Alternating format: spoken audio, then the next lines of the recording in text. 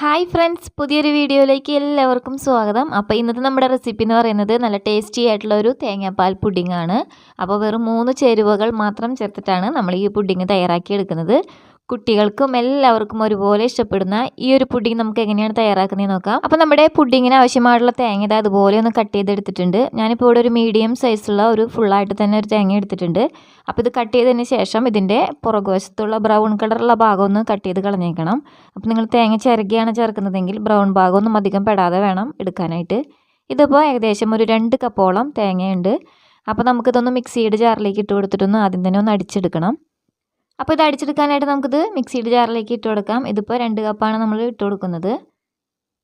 ഇട്ട് കൊടുത്തതിന് ശേഷം നമുക്കിത് നന്നായിട്ട് തന്നെ ഒന്ന് അടിച്ചെടുക്കണം. അപ്പോൾ ഇതിലേക്ക് ഒട്ടും തന്നെ വെള്ളം ചേർത്ത് കൊടുക്കരുത്. ആദ്യം തന്നെ ഇത് നന്നായിട്ട് തന്നെ ഒന്ന് അടിച്ചെടുക്കാം. ഇപ്പോൾ അത് നന്നായിട്ട് തന്നെ അടിച്ചെടുത്തിട്ടുണ്ട്. ഇതിലേക്ക് ഇനി വേണം നമ്മൾ വെള്ളം ഒഴിച്ച് കൊടുക്കാനായിട്ട്. ഞാനിപ്പോൾ ഇവിടെ ഒരു 2 കപ്പ് തേങ്ങയ്ക്ക് നമ്മൾ 1 കപ്പ് വെള്ളമാണ് ചേർത്ത് കൊടുക്കുന്നത്. ഇപ്പോൾ നമ്മളിതിലേക്ക് ഒരുപാട് വെള്ളം ചേർത്ത് കൊടുക്കരുത്. 1 കപ്പ് മുതൽ ഒരു 1.5 കപ്പ് വരെ നമുക്ക് വെള്ളം ഒഴിച്ച് കൊടുക്കാം. എന്നിട്ട് ഇത് നന്നായിട്ട് തന്നെ ഇതുപോലെ ഒന്ന് അടിച്ചെടുക്കുക. അതിന് ശേഷം നമുക്കിത് അരിപ്പ് വെച്ചിട്ട് അരിപ്പയിലേക്ക് ഇട്ട് കൊടുത്തിട്ട് നന്നായിട്ട് ഇതിനൊന്ന് അരിച്ചെടുക്കണം. ഇതുപോലെ സ്പൂൺ വെച്ചിട്ടോ കൈ വെച്ചിട്ടോ നന്നായിട്ട് തന്നെ തേങ്ങാപ്പാൽ കിട്ടാവുന്ന രീതിയിൽ നന്നായിട്ട് തന്നെ ഒന്ന് പിഴിഞ്ഞെടുത്തേക്കണം. ആദ്യം പിഴിഞ്ഞെടുക്കുന്ന ഈ പാലാണ് നമ്മൾ പുഡിങ്ങിനായിട്ട് ഉപയോഗിക്കുന്നത്. പ്രത്യേകിച്ച് വേറെ 2ാം പാലൊന്നും നമുക്ക് ഇതിനായിട്ട് ആവശ്യമില്ല. അപ്പോൾ അതുകൊണ്ട് തന്നെ നന്നായിട്ട് തന്നെ പിഴിഞ്ഞെടുക്കണം. അതുപോലെ തന്നെ നമ്മൾ തേങ്ങ അടിച്ചെടുക്കുന്ന സമയത്ത് ഞാനിപ്പോൾ 2 കപ്പ് തേങ്ങയ്ക്ക് 1 കപ്പ് വെള്ളമാണ് ചേർത്ത് കൊടുത്തത്. മാക്സിമം നമുക്കതൊരു 1.5 കപ്പ് വരെയൊക്കെ ഒഴിച്ചു കൊടുക്കാം, കുഴപ്പമുണ്ടാവില്ല.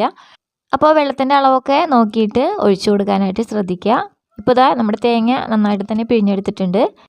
ഇനി ഇതിൽ നിന്ന് നമുക്ക് ഒരു 1/4 കപ്പോളം തേങ്ങാപ്പാൽ വേറൊരു ബൗളിലേക്ക് ഒഴിച്ചു കൊടുക്കാം.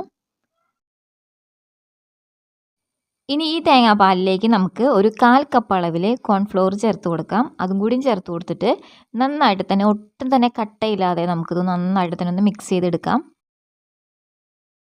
ഇപ്പോൾ ഇതാ നമ്മൾ കോൺഫ്ലോറൊക്കെ നന്നായിട്ട് തന്നെ മിക്സാക്കി എടുത്തിട്ടുണ്ട്. ഇനി നമുക്കിതൊന്ന് മാറ്റി വയ്ക്കാം.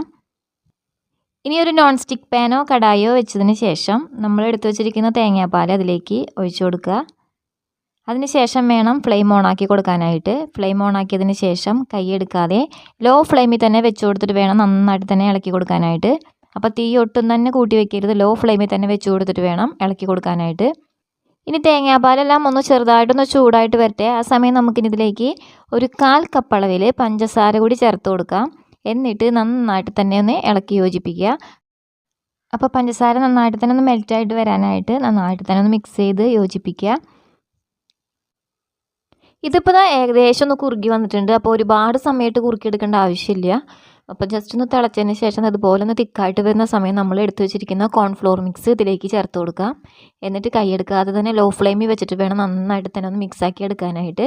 അപ്പോൾ ഒട്ടും തന്നെ കട്ട പിടിക്കാതെ നന്നായിട്ട് തന്നെ മിക്സ് ചെയ്തെടുക്കണം. ലോ ഫ്ലെയിമിൽ തന്നെ വെച്ച് കൊടുത്തിട്ട് വേണം ഇത് കുറുക്കിയെടുക്കാനായിട്ട്. അപ്പോൾ ഇത് ഒരുപാട് സമയമൊന്നും എടുക്കില്ല, പെട്ടെന്ന് തന്നെ നമുക്കത് ആയി കിട്ടും. അപ്പോൾ കട്ട പിടിക്കാതെ നന്നായിട്ട് തന്നെ ഒന്ന് ഇളക്കി കൈവിടാതെ തന്നെ ഒന്ന് ഇളക്കിയെടുത്തേക്കണം. ഇപ്പോൾ ഇത് ഏകദേശം നന്നായിട്ട് തന്നെ ഒന്ന് കുറുകി വന്നിട്ടുണ്ട്. ഇനി ഒരുപാട് സമയമായിട്ട് ഇത് വറ്റിച്ചെടുക്കേണ്ട ആവശ്യമില്ല. അപ്പോൾ ഈ ഒരു പരുവത്തിലാവുമ്പോൾ നമുക്ക് ഫ്ലെയിമെല്ലാം ഒന്ന് ഓഫാക്കി കൊടുക്കുക. എന്നിട്ട് നമ്മൾ ഏത് പാത്രത്തിലാണ് ഇത് സെറ്റ് ചെയ്യാനായിട്ട് ഒഴിക്കുന്നത് അതിലേക്ക് നമുക്ക് പെട്ടെന്ന് തന്നെ അങ്ങ് ഒഴിച്ചു കൊടുക്കാം, അല്ലെങ്കിൽ ഇത് പെട്ടെന്ന് തന്നെ കട്ടയായിട്ട് പോവും. ഇപ്പോൾ ഇതുപോലെ ഒരു ബൗളിലേക്ക് പെട്ടെന്ന് തന്നെ അങ്ങ് മാറ്റി വെക്കണം. എന്നിട്ട് വേണം നമുക്കിതൊന്ന് ലെവൽ ചെയ്തെടുക്കാനായിട്ട്. അപ്പോൾ ഇതുപോലെ ഇതിൻ്റെ മുകൾ ഭാഗം ഒന്ന് ലെവൽ ചെയ്ത് കൊടുക്കുക. അതിന് ശേഷം നമുക്കിത് നന്നായിട്ടൊന്ന് തണുത്ത് കിട്ടണം. അപ്പോൾ ഇതിൻ്റെ ചൂടെല്ലാം ഒന്ന് പോയി കഴിയുമ്പോൾ നമുക്കിത് ഫ്രിഡ്ജിലേക്ക് വെച്ച് കൊടുക്കണം തണുപ്പിക്കാനായിട്ട്. ഫ്രീസറിലല്ല, ഫ്രിഡ്ജിൽ വെച്ചാൽ മതി. ഇപ്പോൾ ഇതിൻ്റെ ചൂടെല്ലാം പോയിട്ടുണ്ട്. അപ്പോൾ നമുക്കിനി ഇത് ഫ്രിഡ്ജിലേക്ക് വെച്ച് കൊടുത്തിട്ട് 2 മണിക്കൂർ നന്നായിട്ട് തന്നെ ഒന്ന് തണുപ്പിച്ച് സെറ്റ് ചെയ്തിട്ട് എടുക്കാം. ഇപ്പോൾ 2 മണിക്കൂറൊക്കെ കഴിഞ്ഞപ്പോൾ നമ്മുടെ പുഡിങ് നോക്കിയാൽ നന്നായിട്ട് തന്നെ സെറ്റായിട്ട് കിട്ടിയിട്ടുണ്ട്. അപ്പോൾ നമുക്കിതൊരു പ്ലേറ്റിലേക്ക് മാറ്റാവുന്നതുള്ളൂ. ഇതിൻ്റെ ഒരു ഭാഗം നന്നായിട്ട് തന്നെ സെറ്റായിട്ട് വന്നിട്ടുണ്ട്. അപ്പോൾ ഇതുപോലെ നമുക്ക് ഒരു പ്ലേറ്റിലേക്ക് ഇത് മാറ്റി കൊടുക്കാവുന്നതാണ്.